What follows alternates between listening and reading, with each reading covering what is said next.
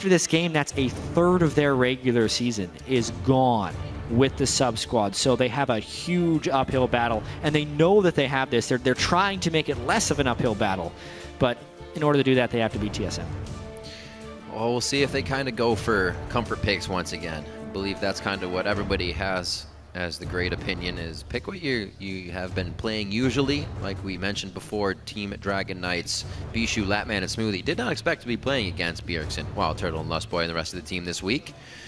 So there's a bit of confusion right here. On the broadcast, it shows loss of ban, but in the champion select, they have actually banned 3 champions. So I'll get a clarification about whether they actually lost bans in both of their games this week, or if it was not this game and there was just a miscommunication with broadcast. Because the bans that I am seeing are Alistair, Ryze, and LeBlanc at the moment. It did pop up on the first pick Kalista. Select. So first pick Kalista.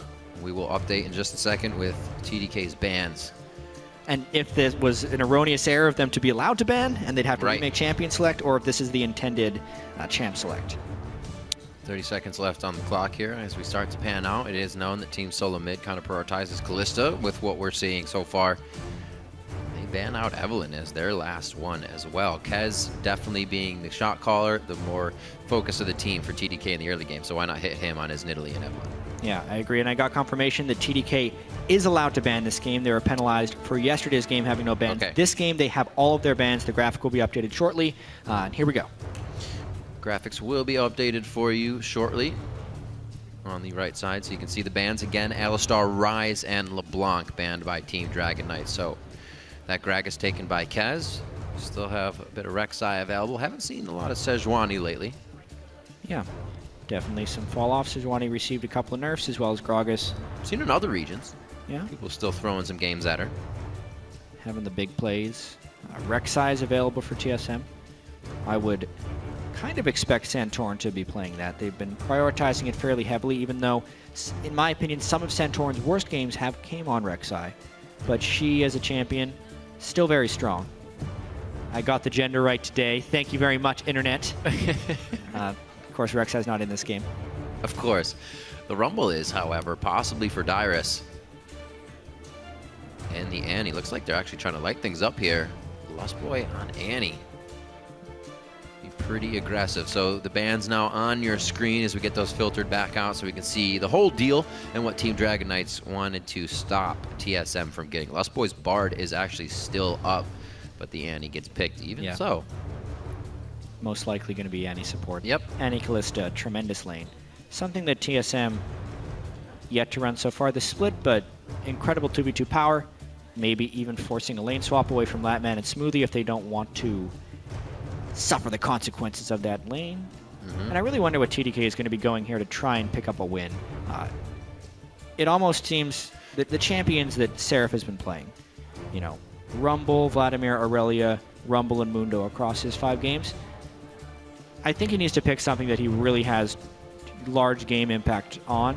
I would love to see him on Nidalee, but that's banned. Yeah. So at this point, maybe a hacker. Do something a little bit crazy. Malphite and Vladimir being locked in means we're seeing at least something cool. They can flex that either side. Keen's already played Malphite in the mid lane, so that could be his. Like you said, the flex could happen. Rek'Sai being locked in, or hovered actually, with the Azir as well. Team Solomid, like this Kalista pick first for them, obviously being a priority pick, but you kind of look at what lane, you know, needs to start picking up. Wildturtle and Lustboy, definitely with that Kalista, could start making some numbers happen for the team early game. Yeah, Wildturtle's actually having a very solid Kalista game against Team Dignitas, until, of course, he was caught out of position by the entire Team Dignitas team, which ended up in TSM's defeat. Well, that's kind of why they're the ones that need to step up. And the Ekko gets locked in. Again? Very nice. All right. I like it. Let's see what Bjergsen can do on this one. Remember, he did go 7-1-6 in their loss, which hopefully you can get a win out of that next time, because that's like an top farm in the game. Loss. He was 7-0 going into the last fight. He was 6 full items. He had 750 ability power. He was having a very, very strong Ekko game. But it only counts if you win. Yeah. So almost only counts in horseshoes and I mean, just think about the amount of points you get in Champion Mastery. If you lose, you barely get any. The win's all that matters. Just get small bonuses for the grade. The crowd wants Bard. Dragon Knights. Looks like they're going to go for Nautilus on this one. Last few chats with Smoothie. Gosh, these names. on the end there at the support. And they will be ready to go. TDK, for them to get a win here would be absolutely amazing. One, for the mentality. Two, just cause. To have a sub lineup come through with a win is definitely one you want to be able to grab. It could be 0-6 after this, and that's going to make the second half of the split. Not even half yet. The second part of the split. Very, very hard. Yeah, now, what is support Malphite, I think, is what we have here. Maybe? See, this is what a sub-team should do, honestly. They should be messing with people. They have like 4 flex picks right now that can fly into different lanes.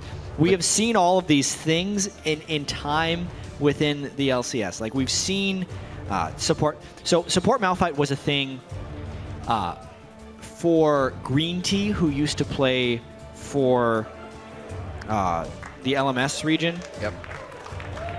And we saw him on AHQ last year at Worlds. He'd played a lot of support Malphite. It is true. In that league. They also... It's had some sparing play in the LCK and the LPL, but it is incredibly rare. And I'm pretty sure this is the first Malphite in the history of the LCS on support. They have one hell of an initiation. Please correct me if I'm wrong for saying that. Do it. The game's about to go live, so tweet either hashtag TSM win or hashtag TDK win to @LOL Esports. As always, we will update those as we go through the game, and this is Bischu get some kills game right here. Everything basically sets him up for kills besides Vladimir and Corki. This is going to be one volatile game. I love this TDK champ select. They threw Gragas in the jungle, which is normal. Vladimir in the top lane, but then the Yasuo Malphite thing at the end is just so awesome. Malphite Yasuo, by the way, is so fun to play. Yep. Saw a nice EU combo. And now they get the Malphite as support. He's not that bad of a support. We don't see him that often, but he can trade fairly well because he just charges up his passive shield. See, one time I was in a game as Malphite, you see how he has that little gray bar? I'll get into that later. Indeed. We got a quick note from Dyrus to listen in, as Dyrus has actually had a lot of respect for Seraph and his journey back into the LCS, as we were talking before. He was put into a really rough position with CLG, and he still worked at it, and he clawed his way back into the LCS through his own skills and own talents, along with the team he's brought with him. Hopefully those talents can come to use once they get the main roster in here, because he has done a lot of work, and to see that go to the side would just be terrible. Yes, it would. Back to support Malphite. Back to support Malphite? Yeah. The passive shield that Malphite gets at the start of the game, sometimes if you want to troll someone who's playing Malphite, just ask them why they have the shield mastery, because it looks like he has it, and they'll pretty much always think they have the wrong masteries, and then they'll remember they're playing Malphite, and that's part of the character. No one picks up that 50 health mastery on the defense tree. Other than that, though, I played a Singed yesterday that did. Did he win? No. That's too bad. Never wins. I've thought about using it for like some cheese jungle clears and stuff, but it's never worth it. Okay, I like him as a support. Good at taking Gromp early on in the game. If you're in a heavy physical damage lane, it's good. Against Annie, I don't necessarily think it's that great. But it's mainly just his ability to trade back and forth because of the passive shield. See how much they can get down there. Stealing the movement speed of Kalista doesn't really do too much. So yeah. I don't know how much that's going to help in their engages in the bot lane. She's just still going to hop Stealing right the move speed of a Kalista does not stop the distance of the hop. As I have been reminded by Zyrene so many times. Yeah. Loves talking about that. It's based on the boot rank. Yeah. For how far you hop back. Right. See what this early game Smoothie can do. Not too Smoothie on that one, that's for sure.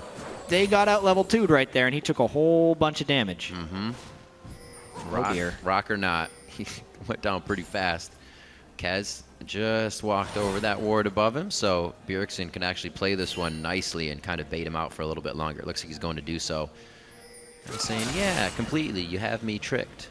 Just waste a little time. Kaz, however, goes back nice and early. Oh, this is great. So there was an amazing Yasuo versus Ekko game in the LPL. It was IG versus LGD. So we got to see God V's Yasuo versus Rookie's Ekko. And Kobe was like, man, what are the odds we see this in North America? none of these North American mid laners would be willing to pull out these champions. And like, I think we'll see it sometime. Yeah. He's going to probably say that the story went somewhat differently.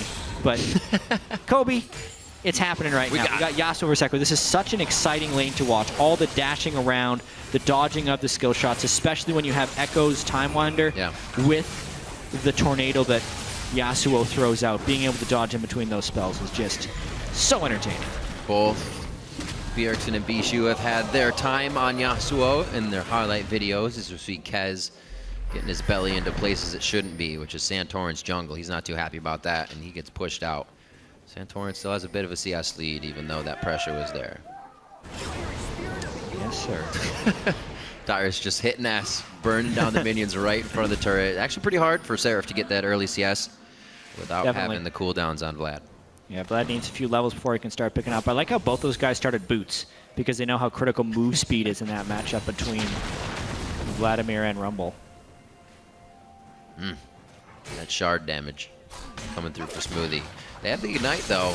Maybe they can go hard once the fight hits. If you get popped up and Lustboy can't get that exhaust down, Lattman might be able to poke from the outside. All easier said than done. And got a little ways before they're going to get those ultimate fights on. Easy clears here for Bjergsen in the mid lane with Time Winder, leaving Bischu to his turret, and not too bad in CS on either side there. Bjergsen actually missing a few in his haste to clear and get back, but he's not going to have too much trouble. Double ring? Yeah. A little bit of extra mana regen. Although we've seen a lot of Echoes go double Thorns in Emerald and Omicron, and it seems like they have an abundance of mana, especially with the Crystalline Flask. So I feel like that was just Bjergsen saw the window with the wave pushed up that he was going to end up going back to base, getting a little bit more immediate power, because there's going to be some frequent fights in this lane, maybe even a level 6, so he wants to make sure he has as much power as possible for those fights. You can see Bischu's actually echoing that, also going double Thorns. Both these guys have the no pun intended idea to fight. No pressure on the Lattman there. They were just playing the minion wave, playing it safe. Actually hits that without too much vision. And it looks like Lustboy is definitely ready to get an attack on here. Slowly moving back and forth, I should say, but not really giving away that they want to get that engage on. Just a few light pings out. Santorin clearing the pink.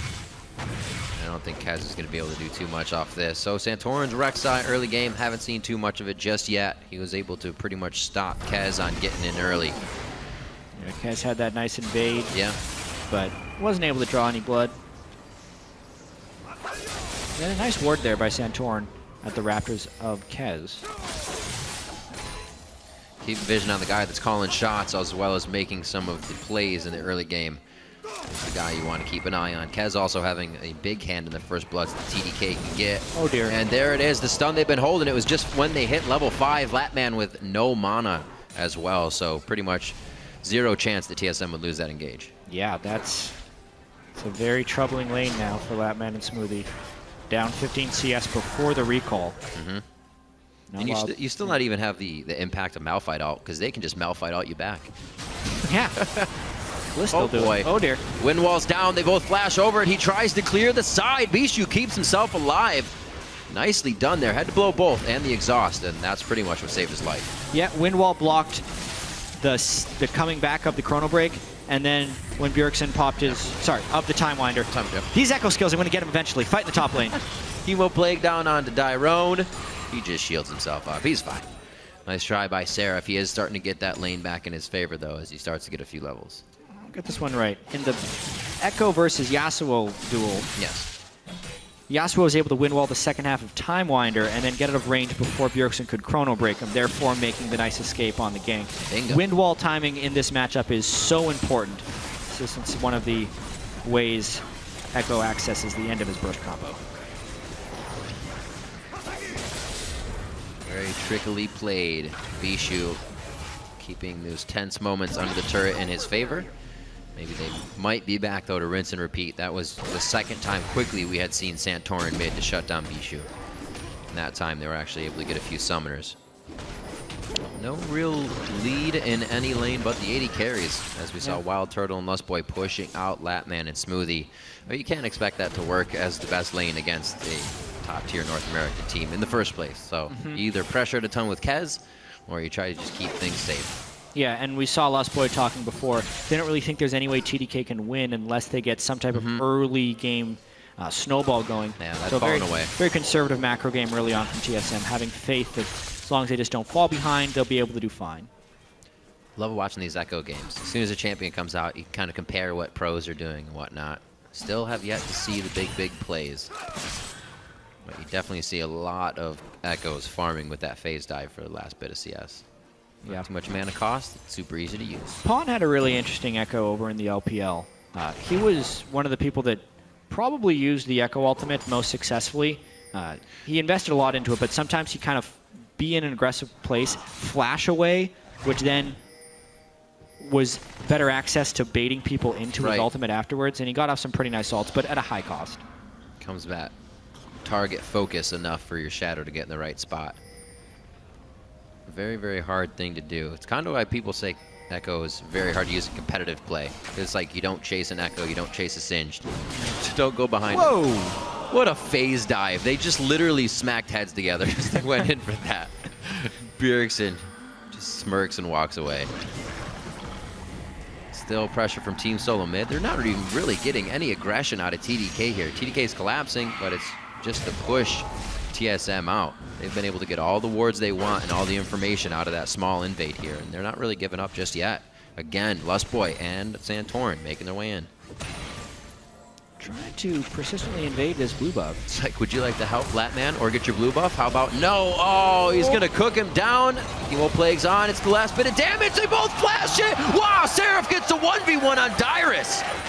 And that's the only lane that had been winning for TDK. Seraph goes for the Spectre's Cow first for a little bit of tankiness, and in the sustained fight takes down Dyrus in a 1v1.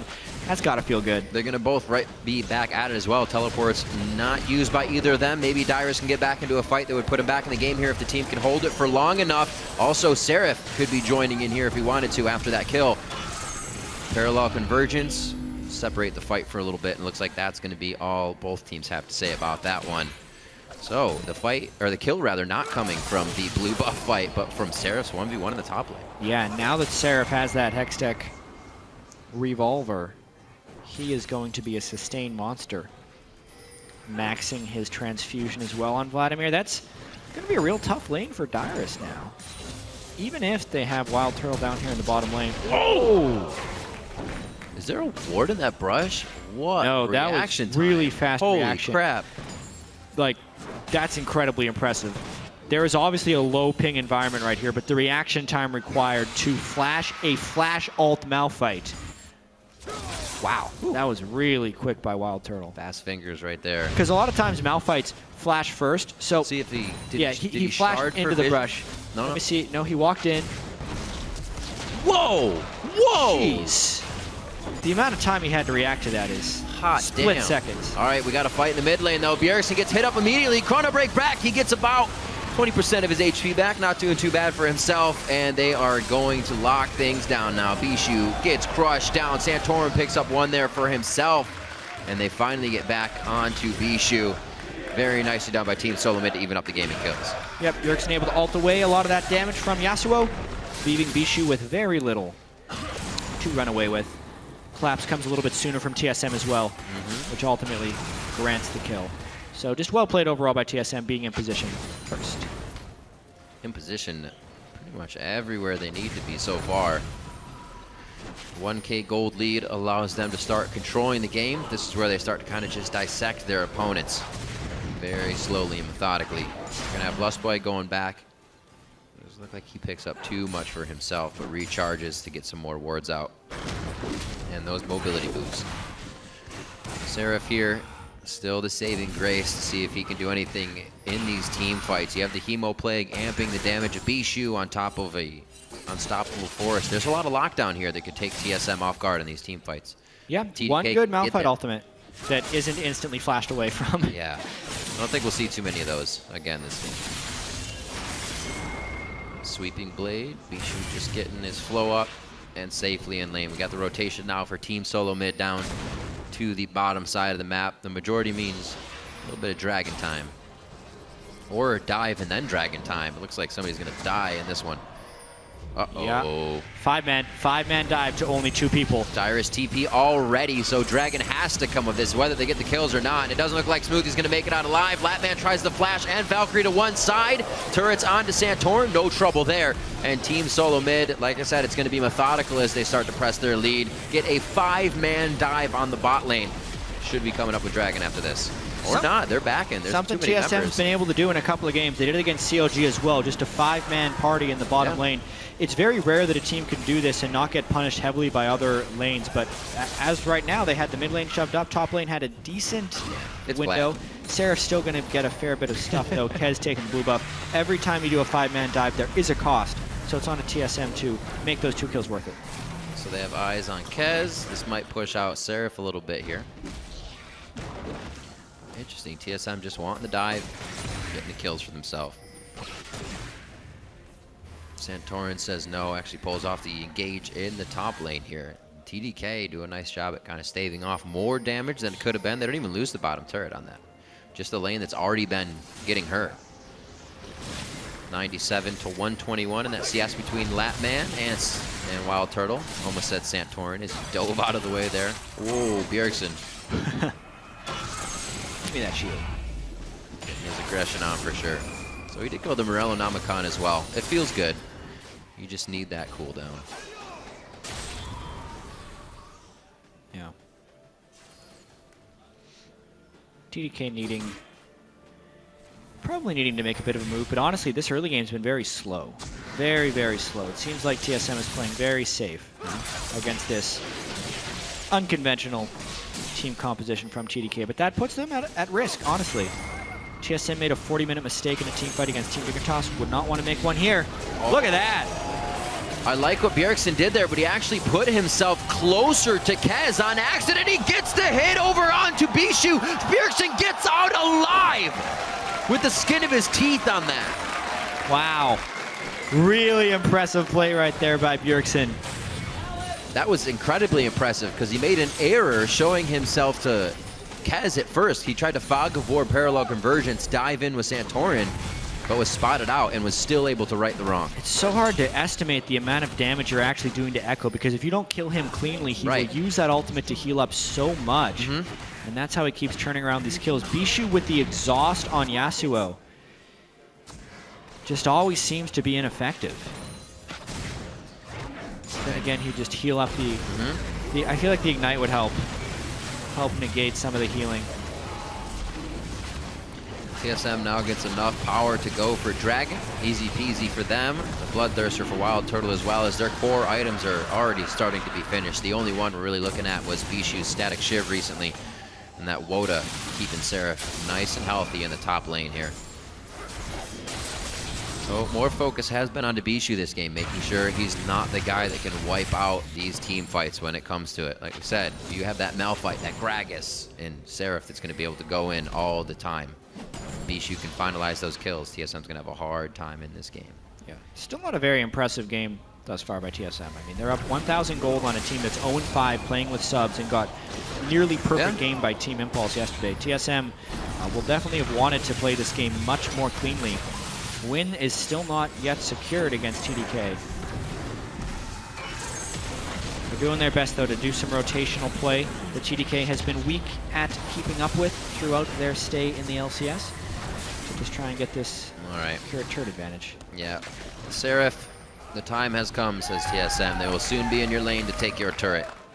He will not have all the farm in the world to himself anymore. Oh, parallel convergence over on a Smoothie. He may be a Malphite, but he is a support Malphite. Time Winder on the way back does the majority of damage. Now Santorin gets the majority of Bishu's ult with the Kag on the other side. And Bjergsen getting out full HP. They're kind of just looking right now at a Smoothie with low HP.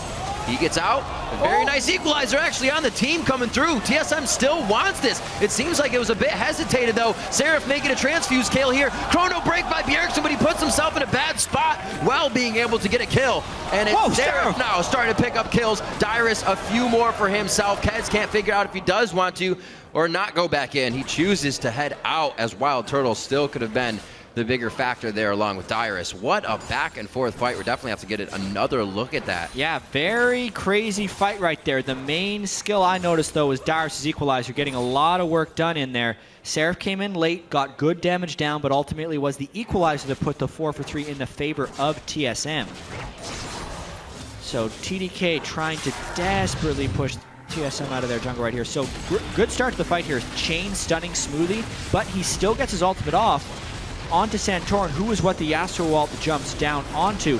Then they knock him back with the Gragas ultimate while Dyrus isn't there. So temporarily it's a 5v3 because they kill him so quickly, but Lustboy goes in for Flash Tibbers, really trying to chain the stuns with the parallel convergence. Doesn't quite get it there. Bischu probably shouldn't have gone back in, but you could tell the call was to fight because Seraph was going in anyway, so he did any damage he could. Bjergsen is able to Time Winder some of that damage back, then end up trading kills, but Dyrus strong at the end of the day. Chrono Break. Why is the ultimate Time Winder when he's...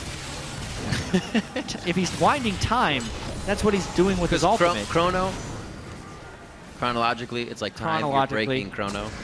Yeah, I need That's the way it is. Read up on my time. What I do source. like about what happened in that, actually, in the interaction-wise, is that Bjergsen had Hemoplague on, and that time actually was longer than what Bjergsen had to get back, so he ulted and Hemoplague still did its majority amount of damage as soon as he got back to the fight.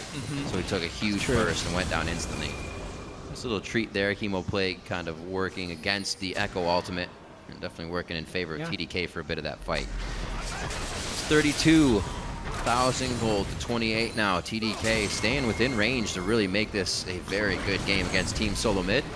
And now they really push to the wayside. Parallel conversions, such a great spell for being able to just distribute people in an area and get them out of there.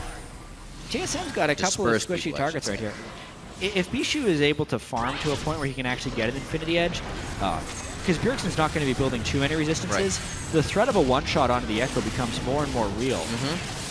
Malphite ulting on top of an Infinity Edge Yasuo comboing and just bursting him down during the duration of CC. One of the things why I love Bjergsen's second item, Zanya's pretty much guarantees you can get that ultimate off. Nobody else is mashing R harder than you are coming out of that. Moving up here, TSM finally, again, putting their foot down. They say, this is where we need to go. We can pretty much avoid most of TDK, sorry, as we do this. But also a good bit of move by TDK. One after the other. TSM will rinse and repeat and finally take down these turrets. But will they make the mistakes that have plagued them in the later parts of the game now? They have to avoid doing that. It's only 20 minutes in. Maybe we get 10 minutes before that starts to happen, but hopefully they can keep it from happening. Yeah, TSM has not played the cleanest games this year, starting at 3-2, but they had pretty big gold leads in both of the games they've lost. So there's work that TSM needs to do to clean up all of these things. And we mentioned at the start of the game, TSM typically does win against the bottom tier teams, and TDK at 0-5 is definitely that type of team. One more time. Needs to be clean. Dragon coming up in 30 seconds with great ward control from TSM. Prepping the bottom turret, be taken down. They will be able to get back here in time as well. Home guards up onto Dyrus. Don't see too many more, but it looks like they should be able to make the long haul out here. He's getting mid lane push, so TDK has something else to think about here as they set things up nice and easy for this dragon fight. Like you said, got to watch for those ultimates. Smoothie on the Malphite. Kaz coming in, trying to disperse the team as well with that explosive cast.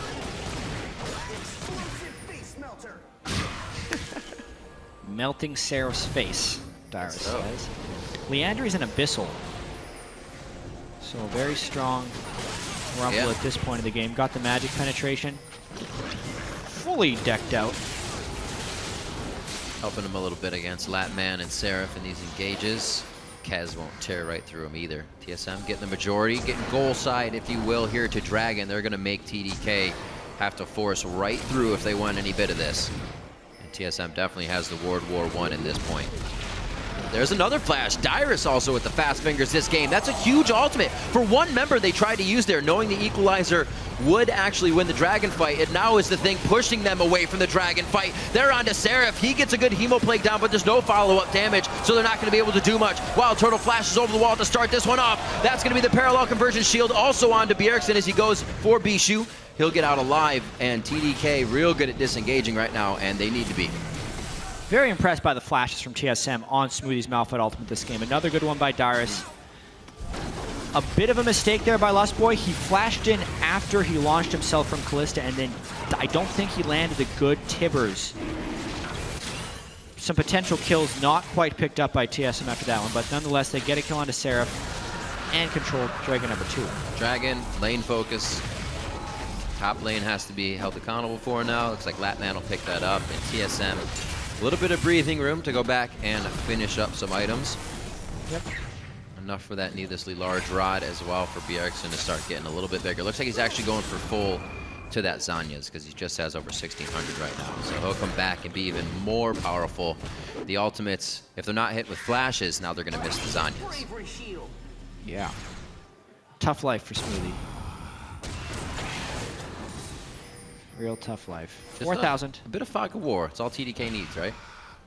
It seems like it, but I mean, Smoothie was in the fog of war, then he flashed out of the fog of war to instantly ult Wildturtle and was still flashed away. Yeah, that's true. Earlier on in the game. Come into play already, that's for sure, today for Team Solomid. They do not want any more losses on the board.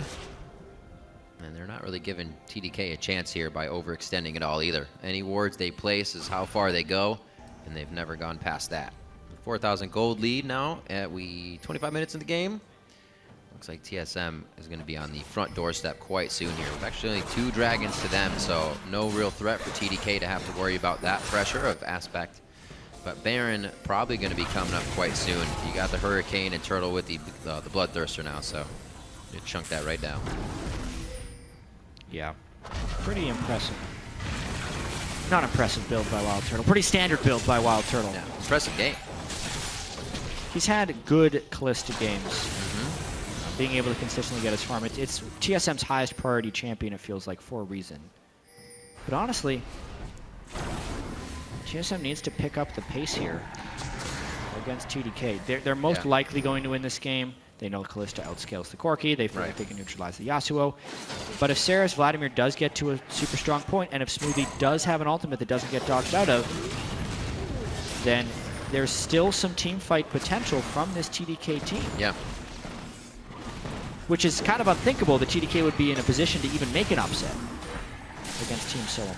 And this should be the point, as you were saying, with kind of who they're playing against, a sub-team, where they do go for those attacks, they do go for those kills. Because if you think of the ever-looming MSI, world-class teams aren't going to pause like this. They're going to continuously crush you down, especially against a sub-team. They'll take every advantage that they can. So this pause of TSM would be another team getting back in as much as they can. Yes, it would. You need to have a killer instinct on the world stage. Otherwise, a team like SK Telecom, as we even saw at MSI, would come back from 8 and 10,000 gold fairly routinely against top teams from other regions. So, very important to be able to close. This looks like the shot calling is coming out from Team Solomid. Organized in their movement here. Power in numbers, that's for sure. The teleport could be where they get the upper hand here. There's a hit. Another one on the Smoothie. Gonna do that all game. As long as they keep poking Smoothie down, he's such a squishy support Malphite. Yep. It makes an ultimate in from him usually just end up in immediate death. Pretty good poke that's come out from Bjergsen's Ekko. Well, there he goes, though. The Ekko ultimate actually right on the team. He's not going to be able to use it anymore for damage. There's a kill going on to Wildturtle immediately. He even used a summoner heal there for the team. That is Bischu going down. Lattman on the outside, ready to hit some damage. Lustboy is on the top charging. He can't really come back in yet. They're missing a lot of DPS here, and Lattman's still able to fire out with Seraph in the middle of the fight. They push Team Solomid off of this one after TSM for the last 3 minutes was prepping this in the mid lane, poking one after the other. It's because TDK got the TSM carries. TSM could not have this happen again. in this game, otherwise they risk some serious objective-based consequences. Wow, no way. Yeah, and now Crazy because the stuff. AD carry is alive as well, Great TDK play. gets to push down the mid lane. Beautiful combo. That's the Malphite Yasuo synergy. Yep. And Seraph is getting bigger and bigger that they're not going to be able to take him out in fights. Seraph on 1,000 gold after that one as well. If he ends up getting to his Void Staff, it's going to be a very scary Vladimir. Well controlled there by TDK. Let's see this again. Yeah. Smoothie had been poked down a little bit, but he gets his ult onto Wildturtle. Bischu ends up going up onto Bjergsen, but Wildturtle is so pushed back that he just gets completely obliterated. A poor positioning start from Wildturtle. Yeah. Something that had been a problem for Turtle in the past, rectified itself recently during the summer split, but it seems to be back again 2 games in a row now, getting caught out of position. And then Seraph, just no one can deal with him. Everyone just has to scatter. I mean, it looked good, right? He is with his team, but then you're thinking, wait, I'm around Bjergsen. Yeah. I'm around You're with your Santorin. team. Guys that can get away much faster and have already done so this game. AD carries need to be with their team, but also separate from their team, Yeah. because they need to keep the proper spacing from the threats. It is very difficult to space against a Malphite, but he has to do better than that. He's got to have a Santorin. Uh-oh.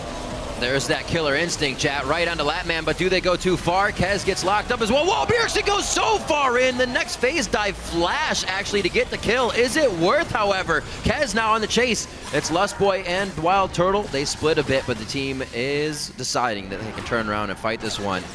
TSM, a little too much killer instinct. Yeah, Bjergsen trying real hard there to carry, but he guns way overextending and trading back a kill in a fight where he should have been the one to have a catch. Trading a kill like that is a big no-no. Right. How much better is it that Lattman's low health and he has to go back and base? That's Exactly. your turret without Now it's a Bjergsen. Corki down versus an Ekko Yeah. down, and maybe they're at risk if that brush got blind, ulted. Ooh, Kez face checks. Oh, the outer layer of fat almost keeps him alive, but they crisp it up. Wildturtle comes up with that kill along with Dyrus helping him out. He gets the full hit from Bischu on that last breath. One last hit, and he's gonna sweeping blade right through to safety as well. TSM loses 2 more to Kez now, just going down for TDK. Some murmurs of TDK chants coming out of the crowd. This could be a huge upset and TDK's first win in the LCS if they continue winning team fights like this. That was a classic question of which team is at a bigger disadvantage, a team without their mid laner or a team without their AD carry. Big thing is TSM shot caller mid laner Bjergsen is the one gone, whereas Lattman, the sub AD carry, is the one missing. TDK had the better synergy in that team fight despite getting jumped on first. They kill Wildturtle right away. They pick up the Dragon, which gives them good combat stats this late in the game, and they're in position to make a comeback. I don't have too many tanks either to start approaching this late game. Rek'Sai is building pretty big. Santorin's going to get there, but everything that TSM's doing now, earlier, those guys would have been dead. Kaz would have fallen down there. They would have had the fight, but they're just off a few hundred HP each time now. These tanks are getting bigger. TSM's not able to get the kills they want, and it's really throwing them off the fights from what it looks like. 30 minutes in, we'll see if they can kind of fix that mentality and not want to go for that last 100 bit of health that's really putting them in a bad position throughout the entire fight. 3K gold, TSM still creeping forward in that lead, but TDK is not letting it get much bigger.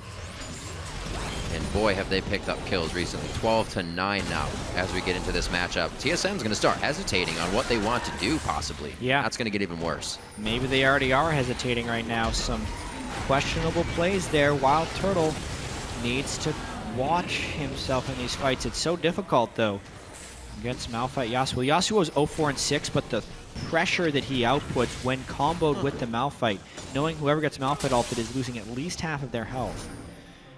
Some pretty big items getting built up, though. Bjergsen getting his Lich Bane done. Oh, he's in a bad spot! Oh, he's in a very bad spot! You can't echo out of that if you don't hit the ground. See, TSM's out of sync completely right there. Bjergsen had no reason to be there. They had no ward coverage. The team wasn't near, and TDK is preying on that out of syncness. And now there's just no vision control. TDK is sweeping. They are going to pressure this Baron, maybe try and find a fight. The Sentinel spotted him out, though.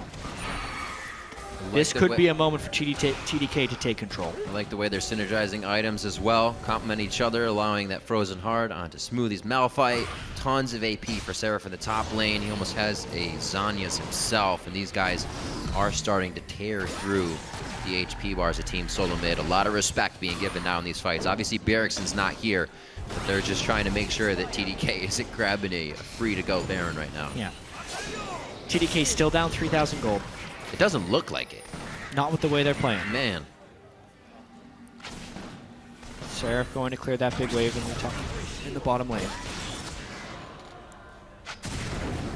What a game this is turning out to be. Completely unexpected to have such a close game 33 minutes in here.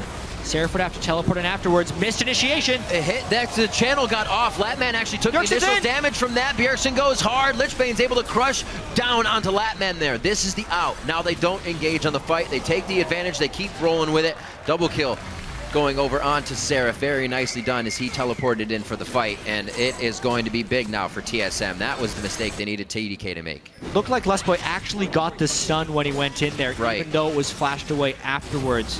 So they were temporarily disabled for the Rek'Sai to come in, and that led up to a big play from Bjergsen, who's now trying to make an even bigger one. Oh, dog, you're not that powerful. Zanyas goes off. Can they get over the wall? Here comes the equalizer. They lay out the red carpet for Kaz, and Bischu's going to be in the fight as well. The Zanyas goes down. So does Bischu. That's the ace as Lattman comes back up just now. Clever play there by Bjergsen. He Zonias, and then as he's coming out of the Zonias, his clone is right next to him, so he actually gets the full damage from his ultimate. Ace plus Baron, TSM back in control. Back in control. I'll breathe a sigh of relief here as they make their way in. Still probably unhappy with the middle part of that game. Somewhere they continuously fall behind a little bit. This time they have been able to find their way back in. The choose your own adventure is in their favor. And Lustboy hits that ultimate. It was actually quite close to missing as well. We've seen quite a few of those, but they get one that they wanted. Let's see one more time. That's the Baron, actually. Yeah, this is after the catch from Lustboy and Santorin. So he catches them in the stun, waits a second for the stun, then Zonies, and watch that little guy in the shadows. Boom, props right on top of the equalizer as well to just blow two people up. A 1.3 AP ratio on his chrono break. Able to access the full damage. It's going to sting. It's going to sting a lot. Also being very big on assassinating people. Bischu now has 2 Zanyas to look at. He's probably not happy. Parallel convergence far ahead, a very long cast range. And you can see how Bjergsen's actually trying to play that into his favor for getting the gigantic shield that you get.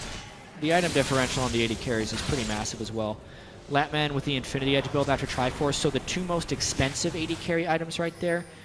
Wildturtle has 4 completed items, albeit some cheaper ones. But when you multiply those stats together, Wildturtle's dealing almost double the damage Lattman is with those 4 items. It's one or the other, right? Lattman's trying to get the nice car, have a small house, big house, not a small car. It's one or the other. But if you just don't have as much money overall, yeah, you're never going to be happy. Probably going to be behind. That guy always losing the Christmas light war. 30 seconds on the Dragon here. This game now going to 36 minutes with Team Solomid having quite a demanding lead in the beginning.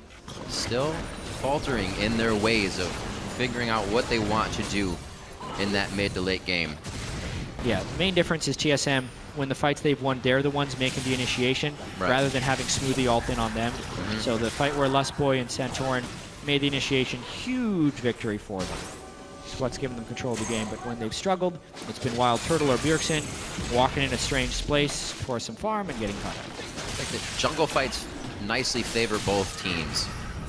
You get a few Vlad ults with a nice Yasuo ult, but then you don't want to be in the Rumble Annie. It's going to be a different fight without vision here, and TSM is starting to cut that vision down quite a bit in the jungle of TDK. Almost impossible for them to even contest their resources now as they lose blue after blue and red after red. It's like the split push as well is going to start bringing all the lanes up to the base of TDK here, so pressure is going to start spreading them thin. We'll see how they react to this. Yeah, been able to grow the gold lead to 10,000. That went quick, actually. Yeah, it was pretty much all from the Ace plus Baron. Yeah. Because at the time of the Ace, there was actually some bounties that are built up on TDK since TDK was in the midst of a comeback. Good point. Making the swing back even more pronounced. Lustboy, Lonely Wanderer. What's he doing? Just says hi to the Scuttle Crab, I guess. Just makes his way out. How are you? 17 to 11 here as we enter 38 minutes, coming up on 40. TSM slowly working their way back to the side of TDK's map here. Interesting how Lustboy's actually built a Banshee's film. So if Malphite does catch him in the ultimate for the initiation, Lustboy will be able to counter-initiate very well, since he won't be the one knocked up, and then he can flash ult to stop the follow-up. It's pretty clever. Good item build by Lustboy. Also has Fate's Call to get him out of sticky situations, so it's like everybody has a Zanya's here. Yeah, it's pretty much the only way. Yeah, it's pretty much the only way Lustboy can counter the initiation as well, because a Mikhail's would not stop the knockup train. No, it wouldn't. The only way he stops it is if he avoids the knockup himself and then stuns the people who would follow up.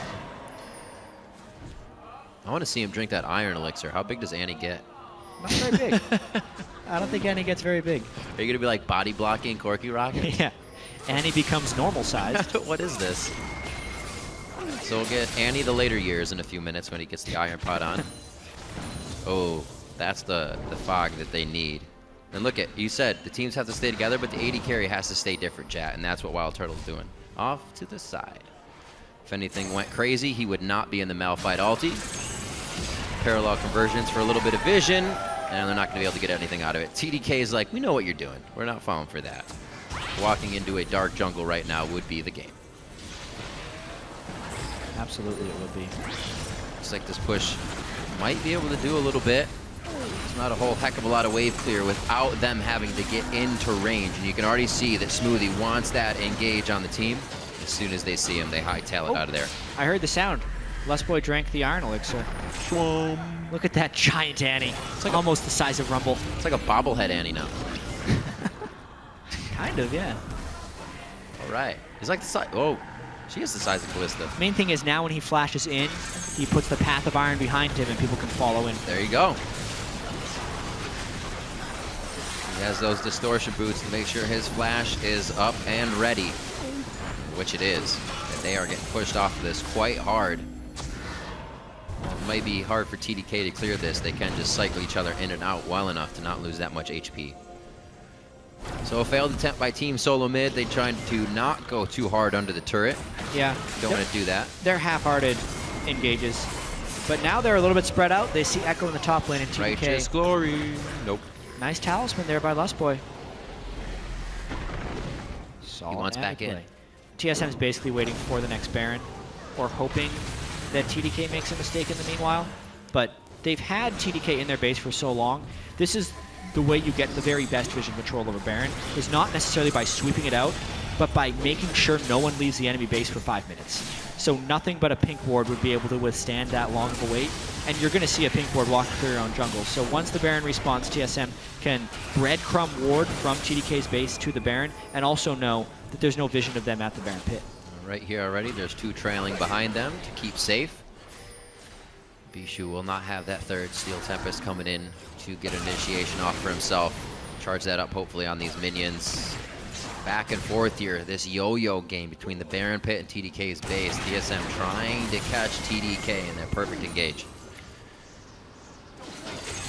Bjergsen always up front, trying to put that shadow in the right spot as well as maybe get an engage. Right now he's playing a good amount of distraction game.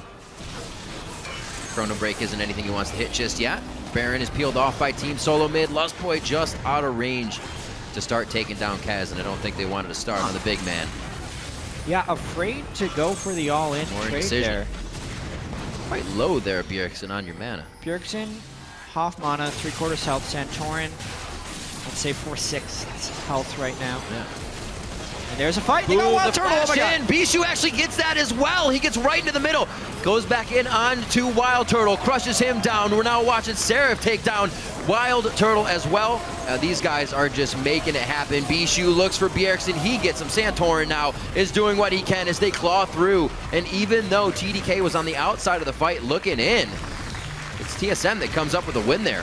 It looked like Bjergsen pulled off some pretty sick moves in order to win that fight. Wildturtle got focused down really heavily, but it looked like Ekko did the majority of people's damage in that fight. So TDK, they tried to find that fight. They withstood 42+ minutes of TSM, and now they lose their inhibitor. The same thing I think that confused me there was I thought Bischu took down Wildturtle, but it was Seraph. They had a lot too much focus on a guy that was already going to die.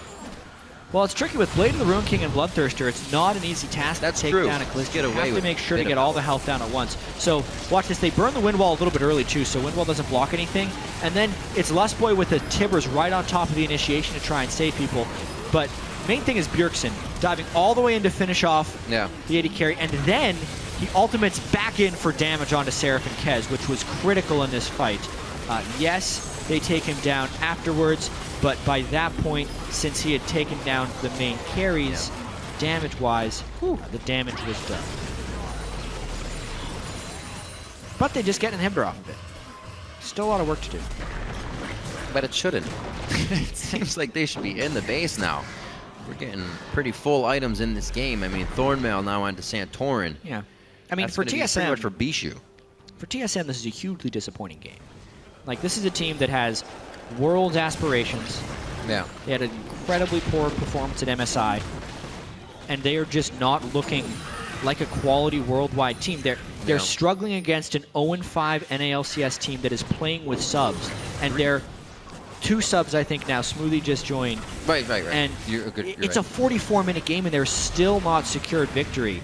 A very sloppy game here from Team Solomid.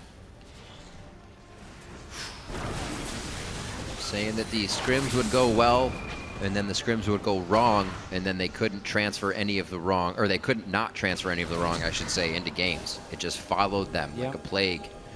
They had said they didn't really know what the reason was. They felt good going into game, but they still produced the results of their scrims at MSI. Very interesting kind of scenario to go through is up, down, stay down. Yeah. When you kind of have the hopes and hype of going into an international event. Yes, buddy. He gets out safely. The fights are so quick now as well. When Seraph is off pushing, even though he has his teleport up, the risk is very high. So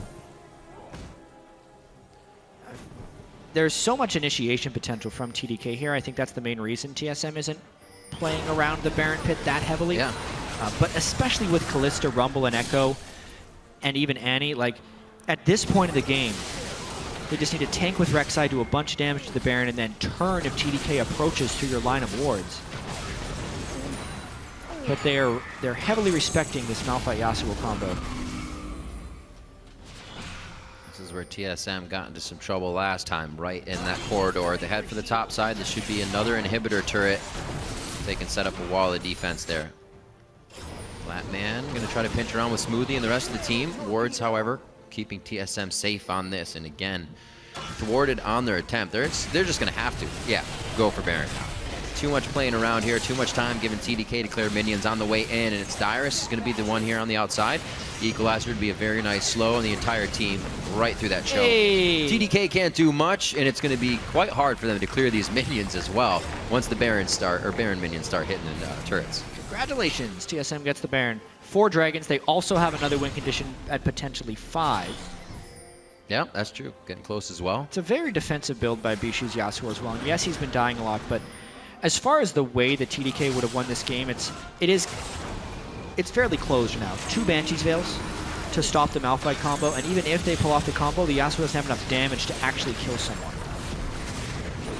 So they need to break the Banshee's Veils with the Corki rockets. Yep, they actually just got a nice one with the shard from Smoothie.